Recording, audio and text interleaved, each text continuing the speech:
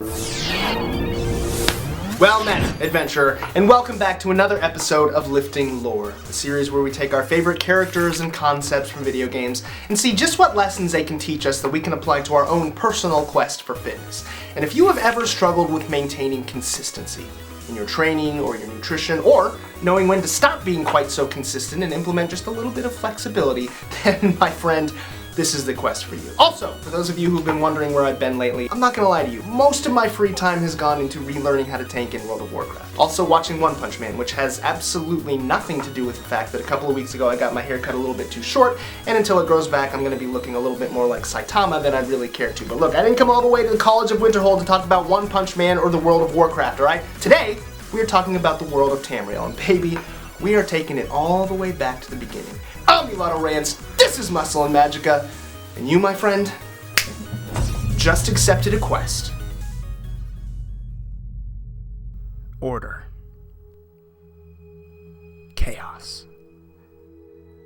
These are really just two sides of the ever-spinning coin we call Nirn. Of course, they've been called by many different names, some of which you may even be familiar with. Anu-el and Sithis, auri-el and Lorkhan, elf and man. But no matter what name we call them by, it's still the exact same concept, and it's one that predates the beginning of recorded history and even time itself. In the beginning, there was Anu, the everything. Anu was and is the very concept of order, stasis, light. Anu encompasses everything, and indeed, in the beginning, there was only Anu. That was until the arrival of an equal and opposite force, his brother, Padomay. Padomay represents everything that Anu is not. He personifies change, chaos, the disruption of the status quo, which is exactly what happened when Padomay arrived on the primordial scene, because it was only in the collision between the immutable Anu and the unstoppable Padomay that our realm was born. Now, these events that I'm discussing all took place well before even the Dawn Era, but the truth is that in modern-day Tamriel, not much has changed. You still see the exact same principle playing itself out over and over and over again, even today. Kingdoms rise and fall. Empires are established and overthrown, and man and elf are still constantly at each other's throats. But, contrary to popular belief, you might be interested to know that this actually goes much, much deeper than mere racial tension. Let's go back to the beginning again. As an all-encompassing concept, Anu found himself entirely unable to, find himself. And so, in order that he might know himself, he gave birth to his own soul, the soul of all things, which he named Anu-el. Now, the best way for me to explain this would be to say that Anu-el was exactly everything that Anu was, only in a slightly more corporealized form. One small step down from divinity and closer to mortality, although he was still far from mortal. If you wanted to put it mathematically speaking, you could say that Anu-el was a subgradient of Anu. As a matter of course, Anu-el was now able to ponder himself, and given to self-reflection, was able to begin to differentiate between all of his numerous facets and forms. These different facets were then able to begin to take name and shape, understanding their purpose and giving structure to the universe. But there was a slight catch.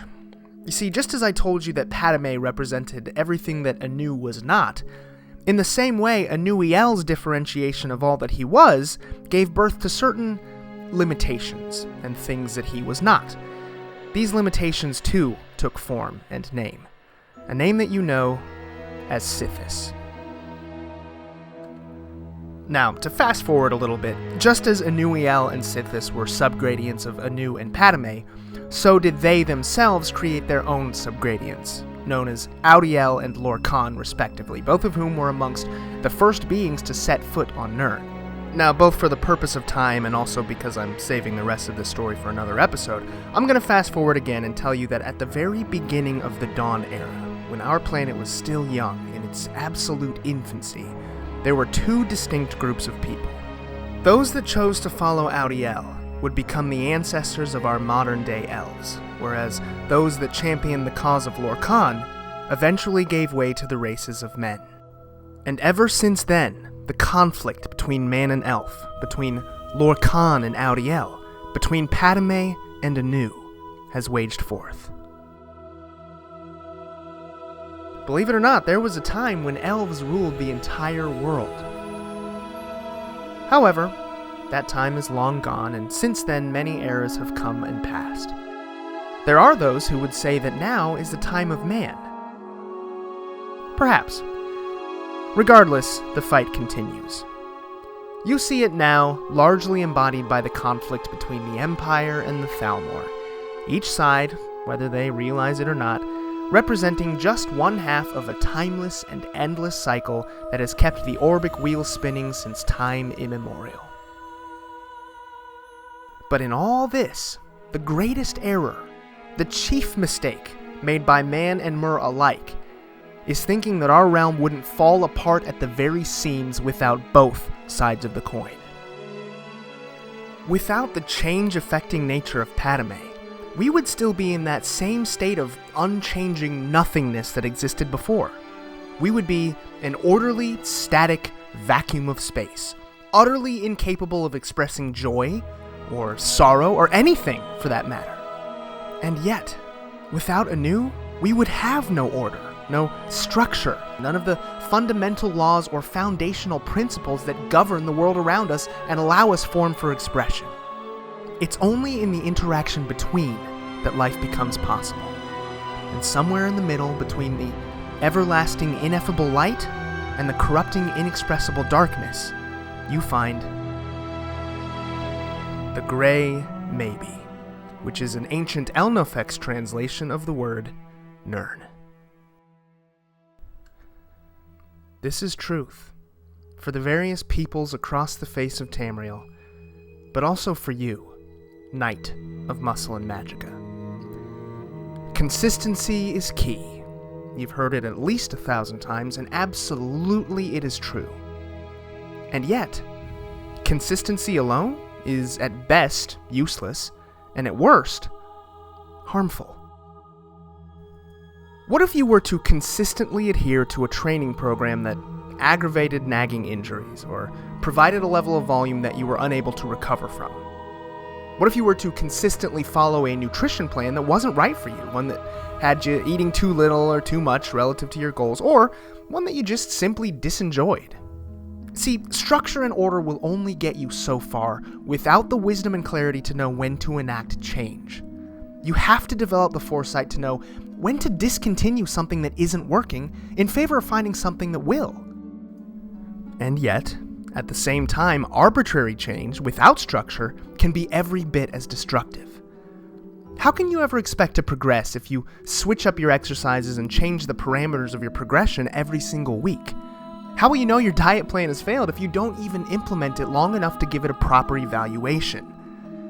Look, ultimately, whether your goal is fat loss, or muscle gain, improvements in strength, cardiovascular development, or something else entirely, it's going to require you to embody the nature of Anu, executing a structured plan consistently over time. But don't forget the spirit of Padomay, the agent of change, which recognizes limits and accepts that change is a necessary part of progress, and that all things, eventually, must come to an end. And perhaps, if you can balance these principles, if you can master both the I am and the I am not, then you may just find yourself on one of the walking ways to enlightenment, a path trodden by very few, to be sure. But you'll be in good company.